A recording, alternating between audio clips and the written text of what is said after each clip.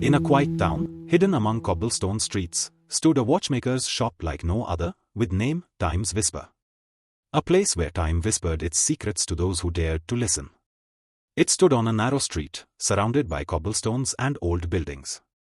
The shop sold watches, but these weren't just any watches.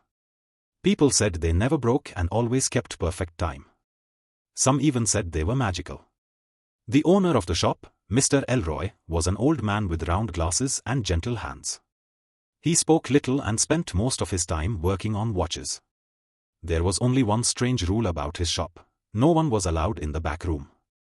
One rainy afternoon, a young boy named Sam stepped into the shop. He loved mysteries and was always looking for an adventure. Sam had heard stories about Mr. Elroy's watches and wanted to find out if they were true. "Good afternoon, Mr. Elroy," Sam said, smiling as he wiped the rain from his face. "Afternoon, young man," Elroy replied without looking up from his work. "What brings you here today?" Sam looked around the shop. "I want to know why your watches are so perfect. People say they're magical." Elroy chuckled softly. "Do they now?" "Maybe it's just years of practice," he said. But Sam wasn't satisfied with that answer. His eyes wandered to the heavy door at the back of the shop. "What's in there?" he asked. Elroy's smile faded. He leaned closer to Sam and said in a low voice, "That room is where time lives."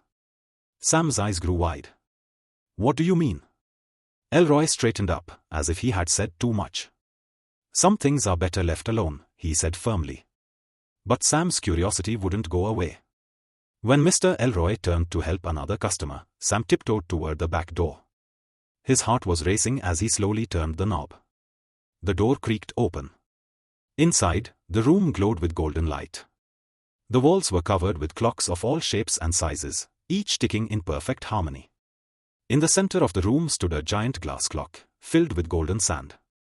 Sam stared at it in awe. The sand didn't fall down like in an hourglass, it floated upward, swirling in a magical pattern. On the glass, there were words etched in fine writing: "To hold time is to hold life." "What are you doing in here?" Mr. Elroy's voice startled Sam. Sam spun around, his face pale. "I'm sorry. I just... What is this place?" Elroy sighed and walked into the room. "This," he said, pointing to the glass clock, "is the source of my work. This sand is time itself. Every watch I make carries a small piece of this magic. That's why they're so perfect." Sam's eyes widened even more. "Is it safe?"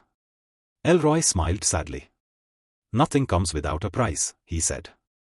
"For every moment I borrow from time, I grow older faster. That's why I look the way I do. But it's worth it. It allows me to give people something precious, a piece of forever." Sam didn't know what to say. He suddenly felt guilty for stepping into the room. He backed away slowly, his mind racing with questions. As Sam left the shop that day, he looked back at the old man and his quiet, mysterious life. He never spoke about the back room to anyone, but he often thought about it. And every time he saw a watch, he remembered the secret of the watchmaker who worked with time itself.